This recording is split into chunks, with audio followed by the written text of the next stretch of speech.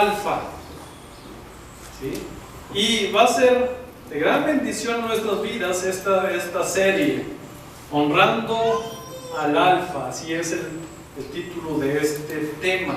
Para ello quiero que iniciemos leyendo Apocalipsis capítulo 1, versículos 10 y 11. Dice así en la palabra de nuestro Dios, Apocalipsis 1, 10 y 11. Dijo Juan: yo estaba en el Espíritu en el día del Señor, y oí detrás de mí una gran voz como de trompeta que decía: yo soy el Alfa y la Omega, el primero y el último. Escribe en un libro lo que ves y envíalo a las 7 iglesias que están en Asia: a Éfeso, Esmirna, Pérgamo, Tiatira, Sardis, Filadelfia y Laodicea. Pero comienza diciendo, esa voz que le habló al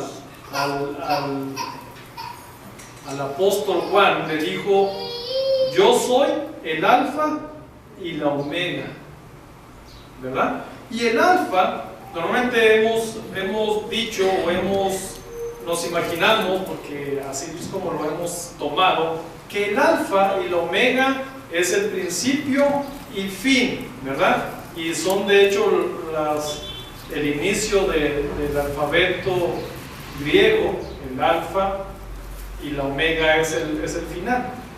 Pero, estudiando y viendo, hoy voy a hablar, como les dije, honrando al Alfa. El Alfa quiere decir, el Alfa es aquel, fíjese, que es mayor en rango, honor y dignidad. Ese quiere decir, él es el Alfa. Cuando una persona podemos decir, bueno, él es el Alfa, es porque él es el mayor en rango, no hay otro más que él. Él es mayor en honor y dignidad, no hay más que él.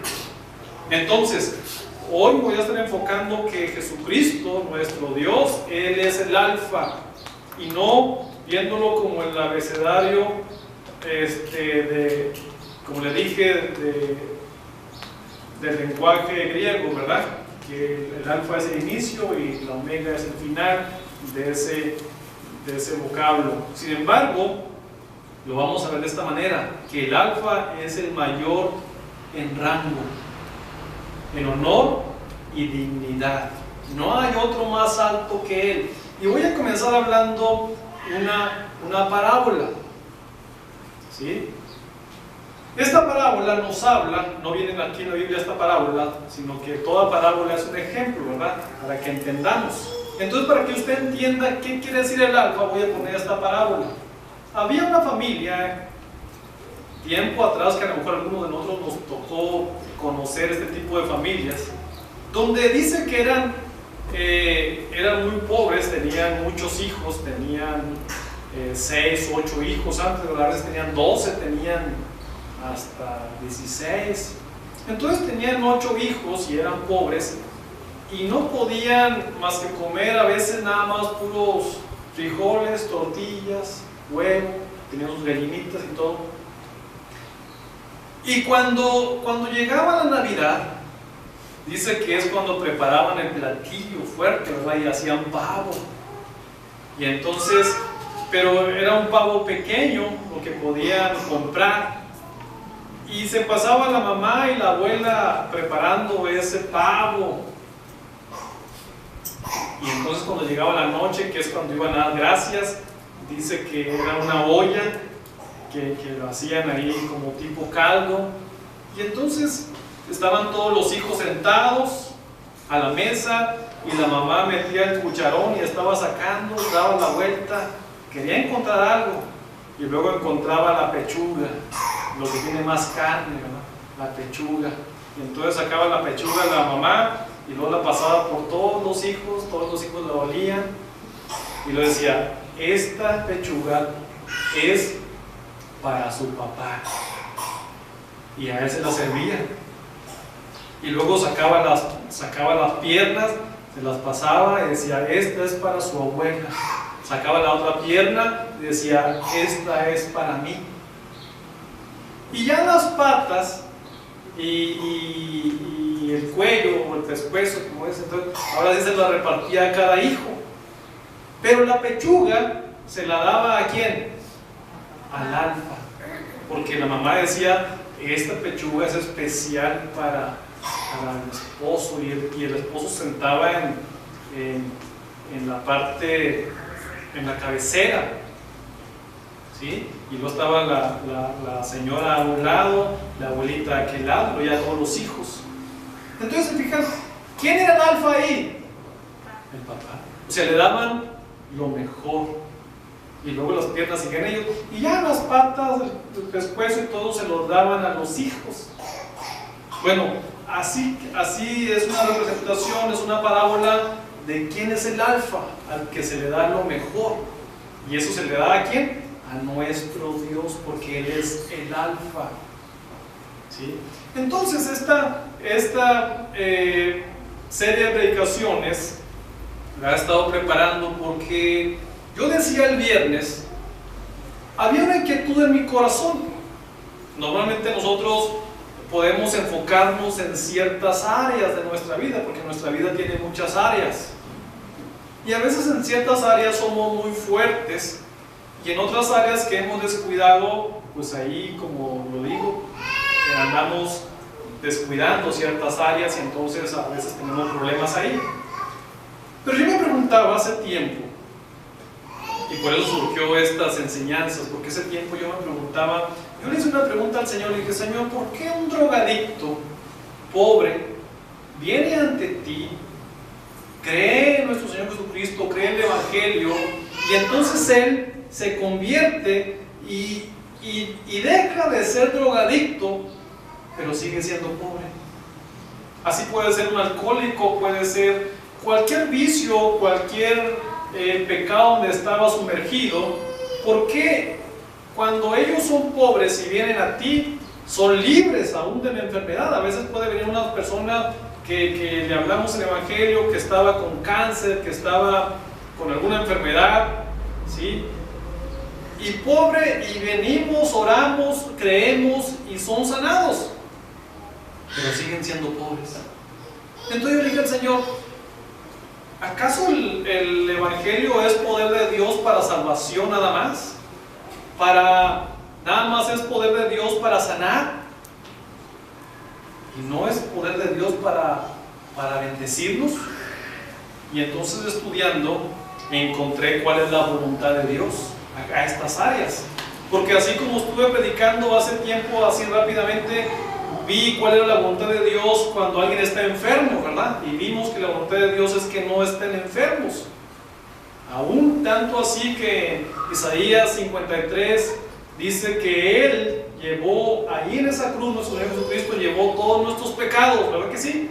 Pero también dice, y llevó ahí nuestras enfermedades. Y vimos en una predicación donde aquel que estaba leproso llegó y le dijo, Señor, si quieres. Él sabía que el Señor lo podía sanar, pero no sabía o no estaba seguro si lo quería sanar. Y entonces le preguntó, Señor, si quieres, puedes sanarme. Y el Señor dijo, quiero, sí quiero sanarte. No quiero que estés así, ¿verdad? Entonces, vemos que la voluntad de Dios en cuanto al tema de la sanidad es que nosotros seamos sanos, aunque muchos no son sanos. ¿Por qué? Es igual que cuando leemos y vemos que la voluntad de Dios es que nadie se pierda, ¿verdad? Sino que todos vengan al arrepentimiento.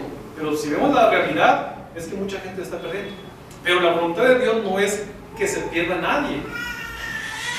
Pero por causa de la incredulidad, de que a veces no escuchan el Evangelio, mucha gente está perdiendo. Pero la voluntad de Dios es que nadie se pierda. Y así mismo la voluntad de Dios no es que vivamos en enfermedad, aunque puede haber aún cristianos enfermos. Pero esos temas ya los estuve hablando y después lo vamos a profundizar. Entonces, buscando cuál es la voluntad de Dios, si Dios quiere que seamos pobres o vivamos en bendición, encontré que la voluntad de Dios, resumiéndolo y lo vamos a desglosar, es que no vivamos en pobreza. sino que a veces nosotros estamos descuidando o no estamos honrando, y por eso es que vivimos en esta situación. Fíjense muy bien, vamos a leer 1 Samuel 2:30.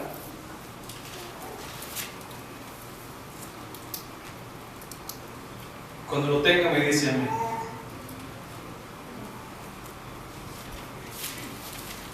¿Sí? Dice así: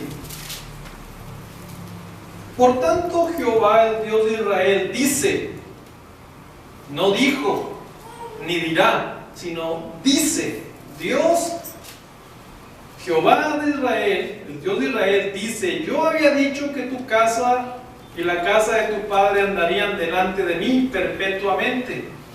Mas ahora ha dicho Jehová, nunca yo tal haga, porque yo honraré a los que me honran, y a los que me desprecian serán tenidos en poco.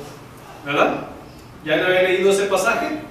Otra vez, dijo Dios, nunca yo tal haga, y subráyelo, porque yo honraré, dijo Dios, a los que me honran, y a los que me desprecian serán tenidos en poco.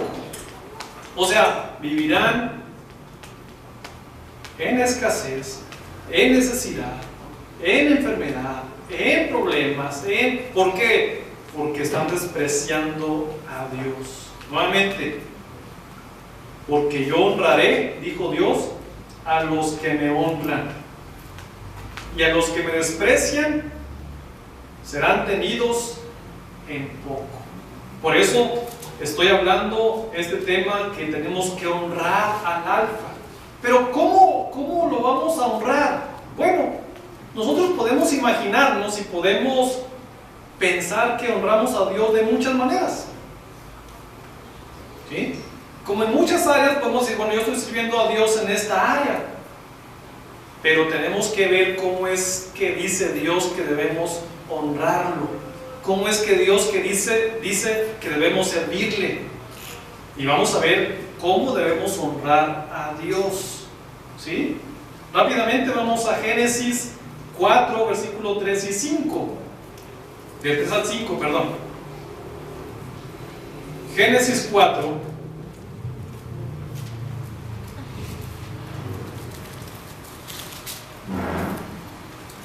Versículo 3 al 5. Dice así: y aconteció, andando el tiempo, que Caín trajo del fruto de la tierra una ofrenda a Jehová. Ojo, nadie le pidió a Caín, o sea, Dios no le pidió una ofrenda, ¿verdad que no? Sino que Caín, a él le nació llevarle una ofrenda. Por eso dice que Caín trajo del fruto de la tierra una ofrenda a Jehová. Y Abel trajo también de los primogénitos de sus ovejas. Tampoco nadie le pidió a Abel. Él también quiso llevarle una ofrenda a Dios. Dice, de lo más gordo de ellas. Y miró Jehová. Ojo, Dios ve nuestras ofrendas. Por eso dice, y miró Jehová con agrado a Abel y a su ofrenda, pero no miró con agrado a Caín y a la ofrenda suya. Y se ensañó Caín en gran manera y decayó su semblante. ¿Por qué? Porque Dios, sin darnos cuenta o no le habíamos puesto atención, Dios mira a la ofrenda que usted trae de corazón. Dios mira qué usted trae delante de Él. Y fíjese, hay personas o hay creyentes que vienen con un corazón de adorador, dispuesto a adorar, pero vienen con las manos vacías. O sea, no viene con un corazón de sembrador delante de Dios, de honrar a Dios. Sin embargo, vemos aquí que Abel honró a Dios con su ofrenda, trayéndole lo mejor a ¿quién? Al Alfa. Mientras que Caín representa la deshonra, porque trajo lo que encontró, lo que sobró. Entonces, otra vez, a veces podemos venir con un corazón dispuesto a adorarle, pero a veces venimos no con un corazón dispuesto a honrar, sembrando para su reino. Y hoy lo va a entender cómo es esto. Nos dice la Biblia en el libro de Nehemías, y esto lo comencé leyendo el viernes pasado, capítulo 1, vamos a ir rápidamente al libro de Nehemías.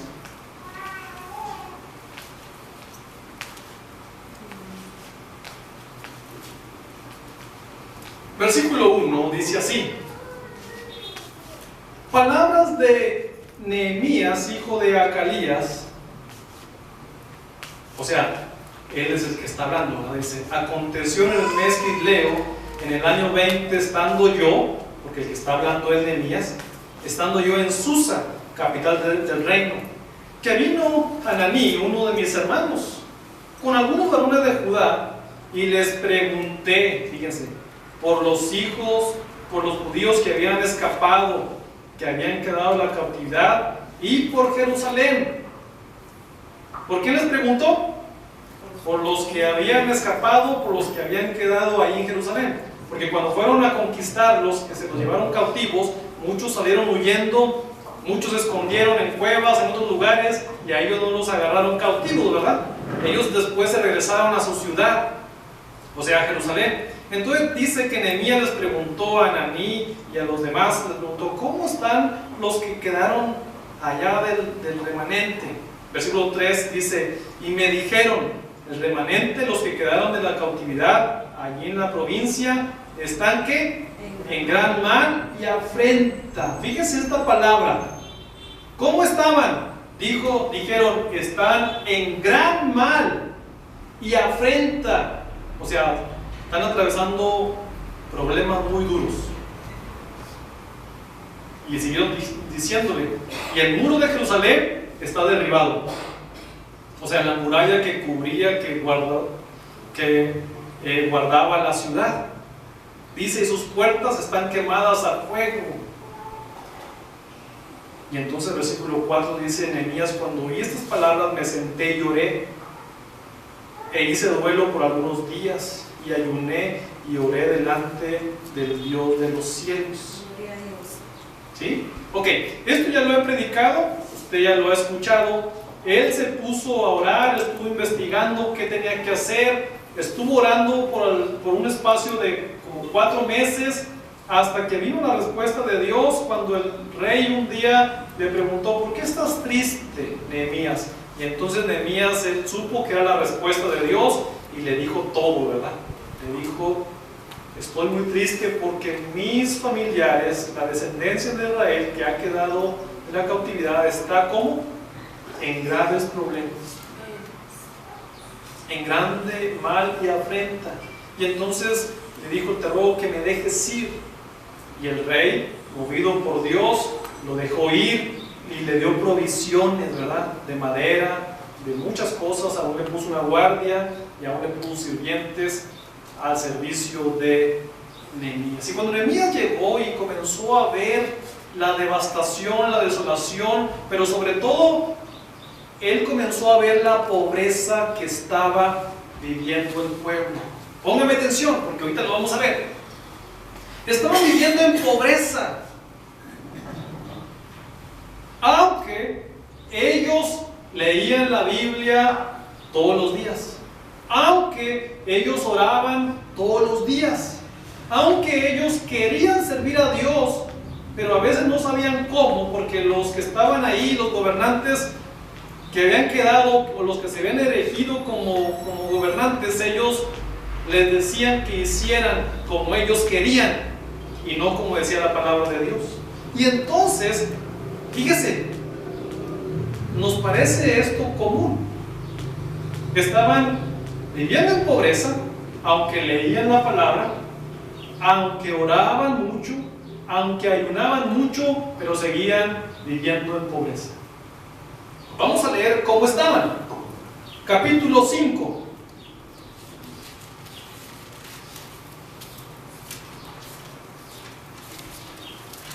Dice así: Nehemías les está preguntando, está hablando con ellos. Versículos 1 dice: entonces hubo gran clamor del pueblo y de sus mujeres contra sus hermanos judíos. Fíjense, versículo 2. Había quienes decían, le están diciendo a Nehemías, ya está Nehemías ahí en Jerusalén, le están dando todo el informe, porque le está diciendo: no es posible que estén viviendo en tanta pobreza. Y algunos decían: nosotros, nuestros hijos y nuestras hijas somos muchos, por tanto hemos pedido prestado grano para comer y vivir. Así pasa en la iglesia, hermanos. Hay muchos hermanos que leen la Biblia, que oran mucho, que ayunan, pero tienen que pedir prestado para comer y vivir. Así estaban ellos. Leían mucho, oraban mucho, ayunaban mucho, pero vivían en pobreza. Por eso se acuerda que le dije al Señor: ¿por qué, Señor, tenemos que vivir en pobreza? ¿O por qué la iglesia a veces está viviendo en pobreza? Fíjense, ellos tenían que pedir prestado.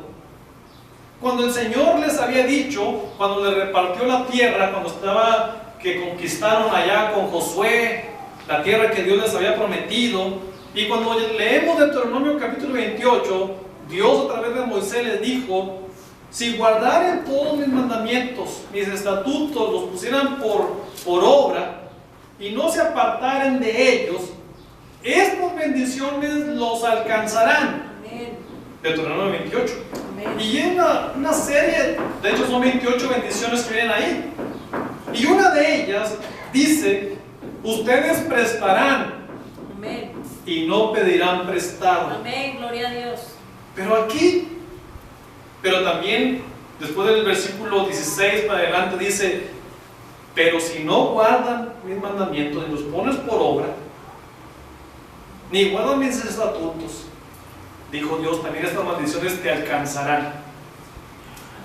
Y también les dijo las maldiciones. Y una de ellas era esa: ustedes pedirán prestado. Entonces ellos estaban pasando esa situación. Ojo, ¿Dios quería que vivieran pidiendo prestado? No. Pero fíjense el versículo 3. Y había quienes decían, fíjense: hemos empeñado nuestras tierras, nuestras viñas y nuestras casas para comprar grano, ¿a causa de qué? El hambre. En la iglesia pasa lo mismo. A veces en la iglesia algunos tienen que empeñar sus cosas. ¿Por qué? ¿Esa es la voluntad de Dios? ¿Que la iglesia tenga que pedir prestado? ¿Que la iglesia tenga que empeñar sus cosas? No. No es la voluntad de Dios. Pero entonces, ¿qué pasa? Porque acuérdense, ese es el contexto. Ellos oraban mucho, leían la palabra, querían servir a Dios, ayunaban, pero vivían en pobreza. Y así pasa en muchas iglesias, a veces pasa en nuestras iglesias, que podemos ser hombres y mujeres que leen la palabra, hombres y mujeres que oran mucho, hombres y mujeres que ayunan, que quieren servir, pero viven en pobreza. ¿Por qué? A veces tienen que andar pidiendo prestado, tienen que andar empeñando en las cosas, y esa no es la voluntad de Dios. Amén. Versículo 4. Y había quienes decían, fíjense, había otros que decían: hemos tomado prestado, otra vez, dinero para el tributo del rey sobre nuestras tierras y viñas. O sea, pedían prestado y decían: te dejo como garantía mi tierra y mi viña, porque Dios le repartió tierra a todos, exceptuando la tribu de Leví, que los vieron el viernes, ¿cómo estaba eso? Pero Dios les había repartido tierra igual a todos para que vivieran con abundancia de alimento. Y ellos seguían teniendo sus tierras, pero no les producía como debería. Y había un porqué. Y ellos tenían entonces que empeñar sus tierras, empeñar sus viñas. Versículo 5. Ahora bien, dijeron: nuestra carne es como la carne de nuestros hermanos, nuestros hijos como sus hijos. Y aquí, escúchenlo, que nosotros dimos nuestros hijos y nuestras hijas a servidumbre. Y algunas de nuestras hijas lo están ya, o sea, viviendo como servidumbre. Y no tenemos posibilidad de rescatarlas, porque nuestras tierras y nuestras viñas son de otros. ¿Qué había pasado? Por eso le dijeron a Ananías: los que están allá están muy mal. Fíjense, había quienes ya habían pedido prestado, había quienes ya habían empeñado sus tierras, sus viñas, y ya no tenían. ¿Y qué hicieron? Ahora sus hijos tuvieron que empeñarlos o rentarlos a trabajar como servidumbre. En la iglesia hay hermanos y hermanas que tienen que trabajar en servidumbre con los gentiles, con los que no son pueblo de Dios. No digo que esté mal que alguien trabaje en una casa como servidumbre, como sirvienta. Es un trabajo digno, honroso. Pero lo que no está bien, porque no es la voluntad de Dios que sus hijos trabajen como servidumbre de los que no conocen de Dios. ¿O usted cree que eso quiere Dios? No. Eso no es la voluntad de Dios. Entonces, ¿qué está pasando? ¿Por qué entonces se vive así? Cuando el Señor le dijo a su pueblo Israel, le dijo: si ustedes viven guardando mis estatutos y mandamientos, estas bendiciones te van a alcanzar. Tú serás cabeza y no cola. Amén. Tú prestarás y no pedirás prestado. Gloria a Dios, amén. Eso fue lo que encontré. Dije, esa es la voluntad de Dios. ¿O usted cree que la voluntad de Dios es que nosotros como hijos de Dios tengamos que pedir prestado? ¿O usted cree que la voluntad de Dios es que nosotros como sus hijos tengamos que empeñar nuestras cosas? Imagínese, usted compró una pantalla ahí muy bonita y al poco tiempo tiene que empeñarla. Esa no es la voluntad de Dios. Ni que usted trabaje como servidumbre de los que no conocen de Dios. Dios quiere que seamos bendecidos nosotros, pero algo estamos haciendo mal. Y ese algo es que no estamos honrando a Dios. Amén, aleluya. Entonces, versículo 6. Dijo Nehemías: y me enojé en gran manera cuando oí su clamor y estas palabras. ¿Por qué? Imagínense, Nehemías dijo: ¿cómo es posible que ustedes, siendo el pueblo de Dios, tengan que vivir en esa extrema pobreza? ¿Cómo es posible si somos el pueblo de Dios? Nehemías, a pesar de que estaba viviendo allá en otro país, él estaba viviendo como segundo del rey. Tenía muy buena posición. Aunque por causa de sus antepasados estaba ahí,